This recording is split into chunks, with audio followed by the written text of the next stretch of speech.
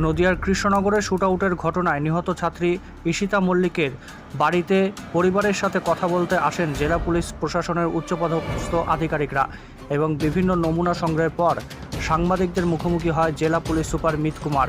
তিনি জানান যে অভিযুক্তকে খুব তাড়াতাড়ি গ্রেপ্তার করা হবে। নিহত ছাত্রী ঈশিতা মল্লিকের বাড়িতে দীর্ঘ সময় নমুনা সংগ্রহের পর সাংবাদিকদের মুখোমুখি হয় জেলা police super Mit Kumar. Police super জানান বেশ কিছু তথ্য সংগ্রহ করা হয়েছে, তবে তদন্ত চলছে। খুব তাড়াতাড়ি অভিযুক্তকে গ্রেপ্তার করা হবে। পোস্টমর্টমের ভিত্তিতে কিছু গুরুত্বপূর্ণ নমুনা সংগ্রহ করা হয়েছে, যেটা তদন্তের স্বার্থে অত্যন্ত গুরুত্বপূর্ণ। আমরা এখনই সেটা প্রকাশ্যে বলতে পারছি না। খুব তাড়াতাড়ি মৃতদেহ তুলে দেওয়া হবে পরিবারের হাতে। এখন প্রশ্ন উঠছে, শুটআউটের ঘটনার পর অভিযুক্ত কোথায় গা ঢাকা দিয়ে রয়েছে। জেলা পুলিশের উচ্চপদস্থ পুলিশ আধিকারিকদের দাবি, অভিযুক্ত যেখানেই থাকুক না কেন তাকে খুঁজে বের করা হবে। তার জন্যই চলছে চিরুনি তল্লাশি। আরেকবার জানাই, নদিয়ার কৃষ্ণনগরের শুটআউটের ঘটনায় নিহত ছাত্রী ঈশিতা মল্লিকের বাড়িতে এসে পরিবারের সাথে কথা বলেন জেলা পুলিশ প্রশাসনের উচ্চপদস্থ আধিকারিকরা এবং বিভিন্ন নমুনা সংগ্রহের পর সাংবাদিকদের মুখোমুখি হয় জেলা পুলিশ সুপার মিত কুমার। তিনি জানান অভিযুক্তকে খুব তাড়াতাড়ি গ্রেপ্তার করা হবে।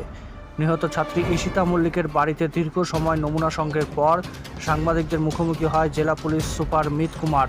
পুলিশ সুপার জানান বেশ কিছু তথ্য সংগ্রহ করা হয়েছে, তবে তদন্ত চলছে। খুব তাড়াতাড়ি অভিযুক্তকে গ্রেপ্তার করা হবে। পোস্টমর্টমের ভিত্তিতে কিছু গুরুত্বপূর্ণ নমুনা সংগ্রহ করা হয়েছে, যেটা তদন্তের স্বার্থে অত্যন্ত গুরুত্বপূর্ণ। আমরা এখনই সেটা প্রকাশ্যে বলতে পারছি না। খুব তাড়াতাড়ি মৃতদেহ তুলে দেওয়া হবে পরিবারের হাতে। এখন প্রশ্ন উঠছে, শুটআউটের ঘটনার পর অভিযুক্ত কোথায় গা ঢাকা দিয়ে রয়েছে। জেলা পুলিশের উচ্চপদস্থ পুলিশ আধিকারিকের দাবি, অভিযুক্ত যেখানেই থাকুক না কেন তাকে খুঁজে বের করা হবে। তার জন্য চলছে চিরুনি তল্লাশি। আমরা কিছু লিড পেয়েছি, আমার রেডস এখন চলছে। আমার আসামি শীঘ্রই আমরা অ্যারেস্ট করে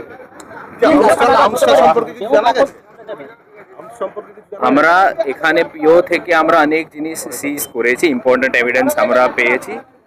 এখন ইনভেস্টিগেশন এখন চলছে। যে যে জিনিস আমরা এখানে রিভিল করতে পারি না, আমার ইনভেস্টিগেশন হ্যাম্পার হবে। এই জন্য যে যে ইম্পর্টেন্ট জিনিস আছে যে আমরা আপনাকে কনভে করতে পারবো ও আমরা করব। পরিবারের হাতে দেহ কখন পাবে? যখন মেডিকেল ডিপার্টমেন্ট যখন পিএম কমপ্লিট করবে, রিপোর্ট আমরা পাবো, তখন আমরা এইসব দেহ ফ্যামিলিকে দিতে পারবো। এখন আমরা এসব কিছু বলতে পারবো না, এটা একদম তদন্তর ইনিশিয়াল স্টেপস আছে, এটা আমরা বলতে পারবো না। এখন তদন্ত স্টার্ট হয়েছে, আসামি অ্যারেস্ট হওয়ার পরে এসব